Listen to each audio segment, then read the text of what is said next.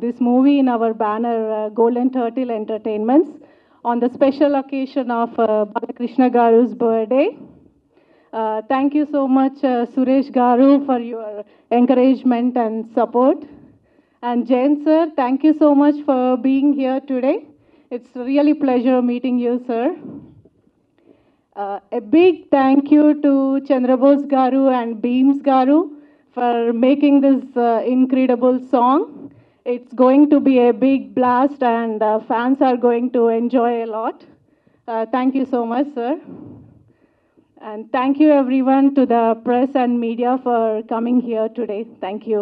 మందేసినోడు ఘనుడు మ్యాన్షన్ హౌసేసినోడు మానుభావుడు. ఈ పాట ఇవాళ లాంచ్ అయిందండి. నాకు నా ఫస్ట్ బర్త్డే ఫంక్షన్ జరుగుతున్న ఫీలింగ్ వస్తుంది. చాలా భయం వేస్తుంది నాకు. Firstly I would wholeheartedly thank Bheems అన్న. థ్యాంక్ యూ అన్న. థ్యాంక్ యూ సో మచ్ అన్న. Thank you so much for giving this song అన్న. నేను ఇంత ఎక్స్పెక్ట్ చేయలేదండి. ఈ పాట మీరు అందరూ అయినా ఆదరిస్తారని నమ్ముతున్నాను. సో జూన్ 8 మిస్ అవ్వకుండా మళ్ళీ ఒకసారి రిలీజ్కి రండి. అందరికీ నమస్కారం. మిత్రులందరికీ ప్రత్యేక నమస్కారం. చాలా రోజులైంది మిమ్మల్ని కలిసి, మిమ్మల్ని చూసి. అండ్ ఈరోజు అక్కడ చూస్తున్నాను బీమ్స్ ఫర్ బాలయ్య అని. కొన్ని మనం చూసేటప్పుడు ఆనందాన్ని ఇస్తాయి, కొన్ని వాటికి పనిచేస్తున్నప్పుడు భయాన్ని ఇస్తాయి. ఈ సినిమాకి ఈ పాటకు పనిచేయమన్నప్పుడు చాలా ఇష్టంగా, చిన్నప్పటి నుంచి చూసిన హీరో కాబట్టి చాలా ఇష్టంగా పనిచేయాల్సి వచ్చింది. చేశాను. ఫస్ట్ నేను మనస్ఫూర్తిగా చెప్పాల్సిన విషయం ఏంటంటే, నేను ఇప్పటిదాకా ఎక్కడ చెప్పలేదు. నేను మణిశర్మ గారికి, అది కరెక్ట్ పదం నాకు తెలియదు ఎగ్జాక్ట్లీ, నేను ఏకలవ్య శిష్యుణ్ణి.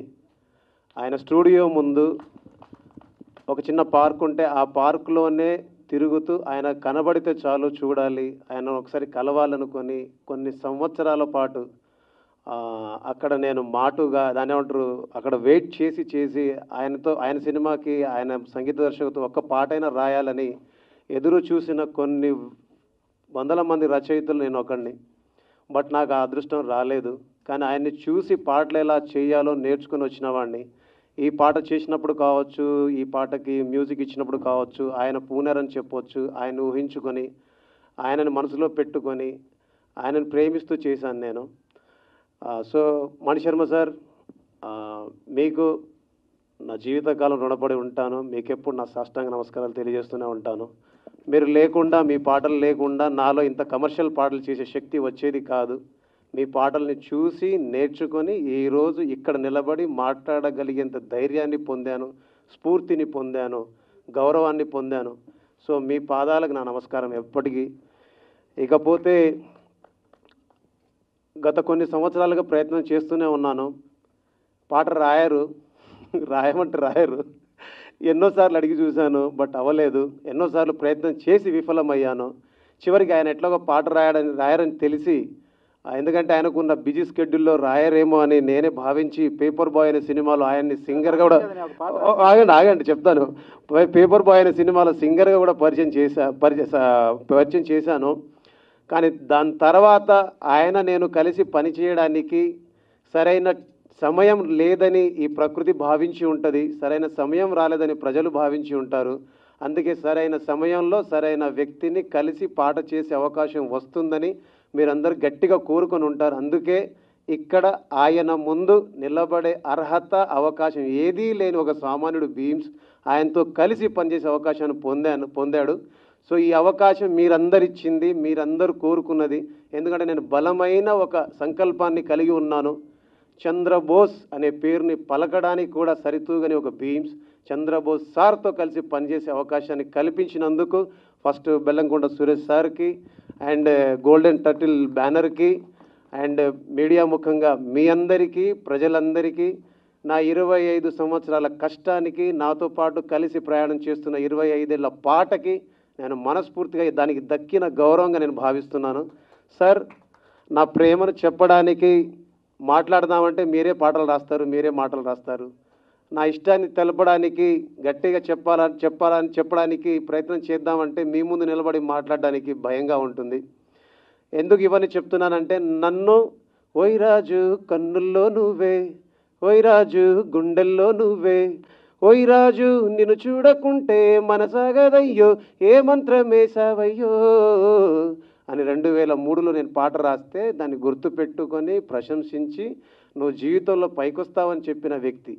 నేను జీవితంలో చాలా కష్టంలో ఉన్నప్పుడు, సినిమా కెరీర్ పరంగా చాలా డౌన్లో ఉన్నప్పుడు, ఎటెళ్ళాలి ఏం చేయాలని తెలియనప్పుడు అర్ధరాత్రి అపరాత్రి ఒక 2 సార్లు కాల్ చేసి సార్ మీతో మాట్లాడాలని ఉందంటే ఆయనకున్న బిజీ స్కెడ్యూల్ని పక్కకు పెట్టేసి నాతో గంట సేపు మాట్లాడారు. బీమ్స్, ప్రతి మనిషికి ఒక రోజు ఉంటుంది. ఆయన రాసిన ఒక పాట ఉంది, మీ అందరూ తెలుసు, మౌనంగానే ఎదగమని మొక్క నీకు చెబుతుంది. ఆ పాట నాకు పాటంలా చెప్పి ఈరోజు మీ అందరి ముందు నిలబడడానికి, నేను ఇవాళ మీ అందరి ముందు ఇలాగ గర్వంగా మాట్లాడడానికి నా వెనకాల ఉండి నడిపిన చంద్రబోస్ సార్కి మనస్ఫూర్తిగా ధన్యవాదాలు. ఇక ఫైనల్గా చంద్రబోస్ గారిని పొగుడుతున్నా అనుకోకపోతే ఫైనల్ ఒక వర్డ్ చెప్తాను మీ అందరికీ. నేను పాటల రచయితగా ఉన్నప్పుడు నువ్వు పాటలు రాస్తే బాగుండదు అని ఆదేశ్ రవి అన్న అని ఉంటారు. ఆదేశ్ రవి అన్న చెబితే నేను మ్యూజిక్ డైరెక్టర్గా ట్రై చేస్తే నాకు సంగీతం చేసే అవకాశం వచ్చింది, నువ్వా నేనా అనే సినిమా. ఆ సినిమాకి నేను మ్యూజిక్ చేయడానికి నాకు అవకాశం వచ్చినప్పుడు చంద్రబోస్ గారిని కలిసి నేను ఈ సినిమాకి మీరు పాటలు రాస్తే బాగుంటుందంటే, చంద్రబోస్ గారికి చాలామంది కాల్స్ చేస్తున్నారు తీయట్లేదు, కానీ తమ్ముడు మ్యూజిక్ డైరెక్టర్ అవుతున్నాడు అంటే నేను పాటలు రాస్తానని ఆదేశ్ రవి అన్న ఫోన్ తీసి అన్న ఫోన్కి ఆన్సర్ చేసి నా కోసం ఆఫీసుకు వచ్చి నేను ఈ సినిమాకు పాట రాస్తానని చెప్పేసి నాకు తోడుగా నిలబడి, ఆయన ఆ రోజు నా భుజం తట్టి ఉండకపోతే, ఆ రోజు నాకు వెన్నుదన్నుగా నిలబడి ఉండకపోతే ఆ అవకాశం నాకు వచ్చి ఉండేది కాదు. ఈ సంగీత దర్శకుడు భీమ్స్ మీ ముందు ఉండేవాడు కాదు. అలాగా నన్ను సంగీత దర్శకుడిని చేసిన వాళ్ళల్లో ప్రప్రథములు ఆదేశ్ రవి అన్న అయితే, దానికి వెన్నుదన్నుగా నిలబడి నన్ను ముందు నడిపిన నా ఇష్టమైన సార్ చంద్రబోస్ సార్, మీకు జీవితాంతం రుణపడి ఉంటాను sir. Thank you so much sir. ఇది అవసరం సార్, అంటే మీకు ఇష్టం లేదు బట్ నాకు అవసరం. మా తల్లిదండ్రులు చూస్తున్నప్పుడు అనుకుంటారు, అరే చంద్రబోస్ గారితో కలిసి నా కొడుకు పనిచేశాడు అని వాళ్ళు అనుకునేటప్పుడు నాకు అనిపిస్తుంటుంది. అండ్ నా మాటల్ని చాలాసేపటి నుంచి వింటున్న మీ అందరికీ థ్యాంక్ యూ సో మచ్. ఈ సినిమాలో పాట ఐ హోప్ మీ అందరికి నచ్చిందని అనుకుంటున్నాను. ఒక చిన్న అవకాశం వస్తేనే గర్వంగా ఫీల్ అవుతాం. అలాంటిది సాక్షాత్తు చంద్రబోస్ గారు, బెల్లంకొండ సురేష్ సార్ అండ్ బాలయ్య బాబుతో కలిసి ఒక పాటని చేయడానికి అవకాశం వచ్చింది. ఇది అదృష్టంగా భావిస్తున్నాను. మీ అందరికి మనస్ఫూర్తిగా ధన్యవాదాలు. డైలాగ్ కుమారస్వామి, గోపాలస్వామి, సుబ్రహ్మణ్య స్వామి. ఇది పాట అంటే పాడేస్తా, ఏదైనా పాట పాడమంటే ఈ డైలాగ్ కి ట్యూన్ కట్టేస్తారేమో మీరు. అట్ట అంటుంటే మస్తుందే ఓ పిల్లో, లవ్వు తన్నుకు వస్తుందే టన్నుల్లో, భూమి పూజ చేసుకుంటా బుగ్గల్లో, కొంపగోడు కట్టుకుంటా కౌగిల్లో. ఇక్కడ ఎవరు లేరు. నిన్ను చూస్తే ఎట్నో ఉంటది, ఎక్కడెక్కడనో గట్టిగా కొట్టేసుకుంటది. థ్యాంక్ యూ అమ్మా, thank you so much. Thank you Bheems గారు, thank you so much, that was lovely. Thank you. అందరికీ నమస్కారం. అభిమానం అనేది ఆనందాన్ని ఇస్తుంది, కానీ అభిమానం అనేది ఆనంద బాష్పాన్ని కూడా ఇస్తుందని ఇప్పుడే అర్థమైంది. తమ్ముడు మాట్లాడుతుంటే చేసింది ఏం లేదు, కానీ అప్పుడప్పుడు ఫోన్ చేస్తే మాట్లాడి తప్పకుండా ఎదుగుతావు, నీకు మంచి భవిష్యత్తు ఉంది, మంచి ప్రతిభ ఉంది, మంచి వినయం విధేయత అన్నీ ఉన్నాయి, తప్పకుండా ఎదుగుతావు, నేను అదే దారిలో అదే మార్గంలో అదే నమ్ముకొని వచ్చాను, నువ్వు కూడా తప్పకుండా ఎదుగుతావు, ఎప్పుడు శుభ ఆకాంక్షలు వ్యక్తం చేసేవాడిని. నేను ఇచ్చింది అదే, నేను చెప్పింది అదే, దాన్ని ఆలంబనగా చేసుకుని ఈరోజు అంకుర దశ నుండి చూస్తున్నాను తనను. అంకుర దశలో ఉన్న భీమ్స్ చూశాను, ఇప్పుడు అనంతాకాశం వైపు చేతులు చాస్తున్న మహావృక్ష దశలో తనున్నాడు. నాకు ఏమాత్రం అవకాశం ఉన్న భీమ్స్ ప్రతి సినిమాలో రాయడానికి ప్రయత్నిస్తాను. దర్శకుడు కోరుకుంటే కనుక తప్పకుండా ప్రతి సినిమాలో ఒక మంచి పాట, 2 మంచి పాటలు, మీరు ఎన్ని కోరుకుంటే అన్ని మంచి పాటలు రాయడానికి నేను ఎప్పుడూ సిద్ధంగా ఉన్నా. నా పని పాటలు రాయడమే, వేరే ఏం లేదు. తర్వాత సురేష్ గారు నన్ను చాలా అభిమానించే నిర్మాత. ఇప్పుడు భీమ్స్ పాడిన మౌనంగా కూడా నా జీవితానికి ఒక చరితార్థుని చేసిన నా జీవితంలో అలాంటి పాట రాసే అవకాశం కూడా సురేష్ గారి సినిమాలోనే వచ్చింది. జయంత్ గారు నన్ను ఎక్కువ ప్రోత్సహించే వ్యక్తి. ప్రేమంటే దాని నుండి ప్రేమించుకుందాను రా, శంకరదాదా ఎంబీబీఎస్ అప్పటి నుండి జమినీలో ఉన్నప్పటి నుండి నన్ను బాగా ప్రోత్సహించేవాళ్ళు. చాలా చాలా ఒక స్నేహభావంతో ఉంటారు. జయంత్ గారితో మళ్ళీ సురేష్ గారితో వీళ్ళందరితో కలిసి పనిచేసే అవకాశం వచ్చినందుకు వీళ్ళందరినీ వేదిక మీద కలుసుకోవడం నాకు చాలా ఆనందంగా ఉంది. ఇక నా 31 ఏళ్ల సినిమా రంగ సాహిత్య ఈ ప్రయాణంలో ప్రస్థానంలో అతి విచిత్రమైన విన్యాసం ఎదుర్కొన్నాను ఈ సినిమాకి, ఈ పాటకి. ఏంటంటే రకరకాల సవాళ్ళు, ఎన్నో సవాళ్ళు చూశాను, దాటాను, అధిగమించాను, కష్టపడ్డాను, అంతా చేశాను. కానీ ఈ సినిమాకి మాత్రం విచిత్రం ఏంటంటే ముందు ఈ పాటను బాలయ్యబాబు మీద ముందు చిత్రీకరించారు. చిత్రీకరించిన తర్వాత ఎందుకో నచ్చక మళ్ళీ దేవుణ్ణి పిలిచావంటే పాట చిత్రీకరించి అది సినిమాలో పెట్టారు. ఇప్పుడు ముందు చిత్రీకరించిన పాట అట్లాగే ఉండిపోయింది క్యాన్లలో. ఇప్పుడు కొత్తగా రిలీజ్ చేస్తున్నారు కాబట్టి ఆ పాటను పెడదామన్న ఆలోచన సురేష్ గారికి రావడంతో నన్ను చూడమన్నారు. ఇప్పుడు ఆ పాటకు సంబంధించిన ఆడియో లేదు, పాట లేదు, ట్యూన్ లేదు, సాహిత్యం లేదు, కేవలం విజువల్స్ ఉంటాయి. ఆ లిప్ మూమెంట్తో ఒక డ్యాన్స్ మూమెంట్ మాత్రమే ఉంటుంది. దాన్ని చూసి దాన్ని డీకోడ్ చేయాలి, క్రాక్ చేయాలి.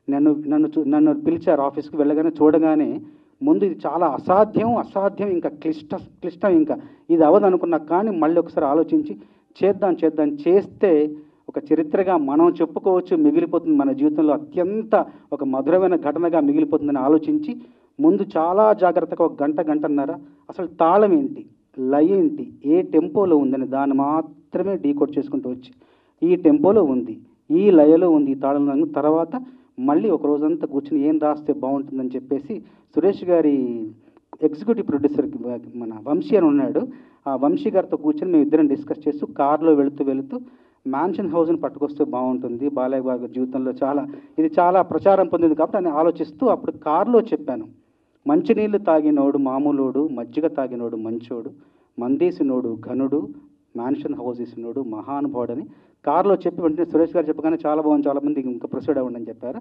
మళ్ళీ ఇంకొక రోజు కూర్చొని చరణాలన్నీ రాసి మొత్తం రాసిన తర్వాత రాసింది అట్లాగే యథాతథంగా భీమ్స్కి ఇస్తే రాసిన సాహిత్యానికి ఒక అక్షరం మార్చకుండా అత్యద్భుతంగా స్వరాలు సమకూర్చాడు. అంత సమర్థుడు. కాబట్టి ఈరోజు మీరు విన్న పాట అంతా కూడా రాసిన దానికి సాహిత్యం సమకూర్చాం. అంత సందర్భ శుద్ధితో రాసిన పాట కాబట్టి అంతే అద్భుతంగా సంగీత శుద్ధి కూడా తనలో ఉంది. కాబట్టి ఇలా పాట అందంగా అందరి ఆదరణ పొందే విధంగా ఈ పాట రూపకల్పన జరిగింది. ఈ పాటను బాలయ్య బాబు అభిమానులకు అందరికీ అంకితం చేస్తున్నాం. సూపర్.